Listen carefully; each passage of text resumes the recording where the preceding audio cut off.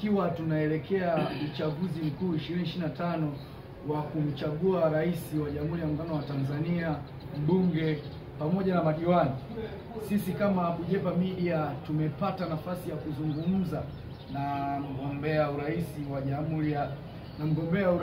Jamhuri ya Muungano wa Tanzania, ndugu Doyo Hassan Doyo, ambaye ameweza kutembelea jiji la Mwanza.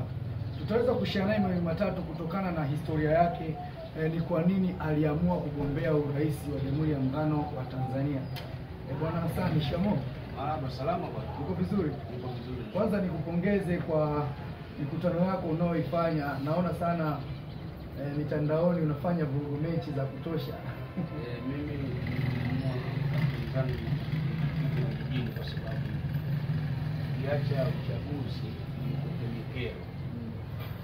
Mjini ukiamka hospitali iko kilomita 1, watu wa vumbi wanapata huduma. Mjini unasafiri zaidi ya kilomita 2-3. Kwa hiyo nimeamua kampeni zangu mimi nizifanye vijijini, na ndio maana zinaonekana sana, kwa sababu nakwenda kujua masuala ambayo kimsingi watu wengi hawafahamu. Moja kwa moja kabisa, Watanzania wanakufahamu kama mgombea wa urais wa Jamhuri ya Muungano wa Tanzania, lakini wanakufahamu kwa jina la Doyo, pengine hata Hassan hawafahamu. Unaweza kututajia majina yako kwa usahihi ili Watanzania waweze kukufahamu, ili siku ya wao kutiki waweze kukufahamu kwa urahisi? Bahati nzuri sina mabadiliko ya jina, ni jina ambalo natumia ni Doyo Hassan Doyo, sina jingine, na hata kwenye ballot paper ni jina ambalo litakuja, sababu ndio jina ambalo natumia na jina. Kwa hiyo napenda Watanzania wafahamu hilo jina la Doyo litoshe kwamba ndio mimi. Hamna Doyo mwingine? Hamna, urais hamna. Okay. Ni kwa nini uliamua kugombea urais wa Jamhuri ya Muungano wa Tanzania? Ni kwa nini hata usigombee mwenyekiti wa mtaa au kijiji? Kwanza serikali za mitaa zimepita, lakini kugombea nafasi yoyote ya serikali ni utashi wa mtu kisiasa, lakini ni haki yake pia kikatiba. Kwa hiyo hilo swali nalijibu kama ifuatavyo, kwamba ni haki yangu ya kikatiba, lakini pia ni utashi wangu wa siasa, lakini pia nimejipima kwamba akili yangu ikutwa yenye uwezo wa kuongoza taifa la Tanzania. Yaani akili yangu imeniambia hivyo, na naamini hivyo kwenye nafsi yangu kwamba Tanzania mimi naiweza kuiongoza, kwa sababu inahitaji utashi wa kuweza kufanya kazi za Watanzania ili waweze kupata maendeleo. Kwa hiyo nimegombea nafasi hii ya urais kwa sababu nina mawazo makubwa sana ya kuweza kuboresha maisha ya Watanzania. Hiyo ndio sababu kubwa ambayo imenifanya nigombee nafasi hii kubwa ya urais. Hamna mtu ambaye anaweza akafanya kitu chochote kile bila kuwa na mshauri.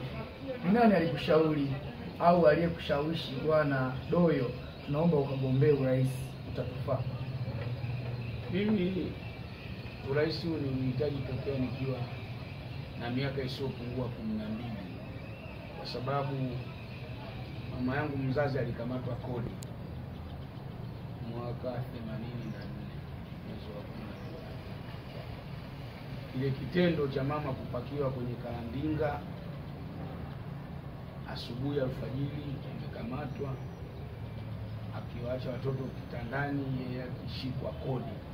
Tokea siku ile nimeona kwamba viongozi wa nchi yetu wana mapungufu makubwa. Kama kodi ya kichwa ndio iendeshe nchi pamoja na rasilimali zile, tokea kipindi hicho nimewaza kuwa kiongozi mkubwa wa nchi kwa ajili ya kufanya maamuzi mazuri kwa maslahi ya Watanzania. Kwa hiyo mshauri wangu wa kwanza ni madhira aliyokutana nayo mama yangu nikiwa na umri wa miaka 12.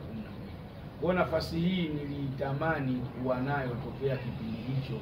Sababu kubwa niweze kuondolea Watanzania kero na matatizo ambayo yanaweza kumalizwa na serikali kwa mujibu wa vyanzo vya mapato vya nchi yetu.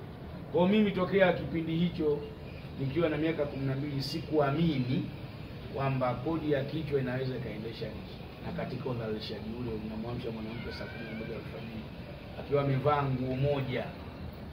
Kwa hiyo niliumia sana. Kwa hiyo maumivu yale yamesababisha mimi niwe mwanasiasa, yamesababisha niwaze nafasi kubwa kama hii ili niweze kuwaonyesha watu namna ya kuendesha serikali, kwamba huwezi kutumia kodi ya kichwa ukaendesha nchi, wakati tuna madini, tuna bahari, tuna maziwa, tuna dhahabu, tuna almasi, tuna tanzanite, na hayo madini yote yalikuwepo wakati mama anakamatwa kodi ya kichwa. Kwa hiyo niliona kuna upungufu mkubwa wa kiuongozi na kifikra na ubunifu wa kuongoza nchi tokea kipindi hicho na miaka 12. Kwa hiyo mshauri wangu wa kwanza ni mateso aliyopewa mamangu na serikali. Bwana Doyo, vipi kuhusu historia yako ya elimu kuanzia chekechea mpaka level ya vyuo? Unaweza tukafahamu kidogo? Mimi katika umri wangu wa udogo, miaka 5 hadi 6, 5 hadi 6 hadi 7 nilikuwa nimesoma madrasa. Mwaka wa 9 nikaingia darasa la kwanza, ambayo ilikuwa mwaka 1983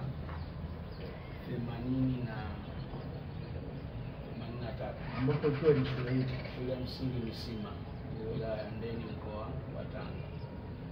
Na mwaka 1989 nikamaliza darasa la 7.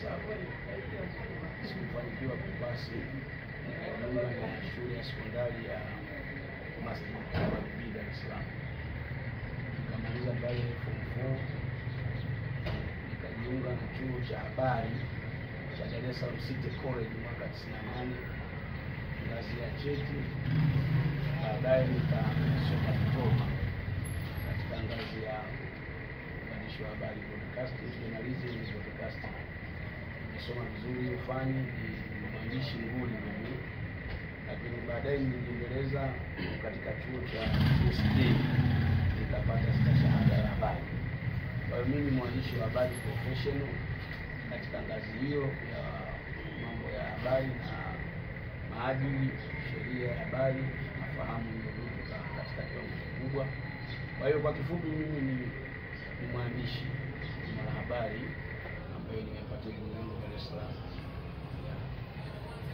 Mpaka sasa hivi katika umri huu, Bwana Doyo, wazazi wako wanakuchukuliaje au ndugu zako wanakuchukuliaje wakiwa wanakuona unafanya harakati hizi za kugombea urais? Wao wanasema tulijua kwa namna ambavyo walikuwa wananiona katika makuzi yangu, nilikuwa mpinzani wa masuala tofauti ya kiuongozi tokea mdogo. Kwa hiyo wao kuniona hivi, kwanza wanafurahi sana. Nienda kijiji nilichozaliwa, kijiji cha Misima, wilaya ya Ndeni, karibu mkoa mzima, kwa sababu wananifahamu kisiasa, wananifahamu pia kibiashara. Mimi ni mchimbaji, kwa hiyo wananifahamu kule. Wanasema umefanya jambo kubwa ambalo tulitegemea kwako ungekuja kulifanya. Kwa hiyo wao hawakupata mshtuko sana kwa tabia zangu kugombea nafasi hii. Na kimsingi familia yangu na ndugu zangu na wanakijiji wenzangu wananipenda sana kuhusu hili tukio na wamefurahia sana, na matokeo kwa upande ule wanaweza akawa tofauti sana na CCM wanavyotegemea katika hili kijiji, kwa sababu wananiambia kwamba tumefurahishwa na hili jambo, tunakushukuru kutuwekea rekodi katika mji wetu, sisi tutaonyesha kwa vitendo. Kwa hiyo wamefurahi sana familia pamoja na wanafunzi.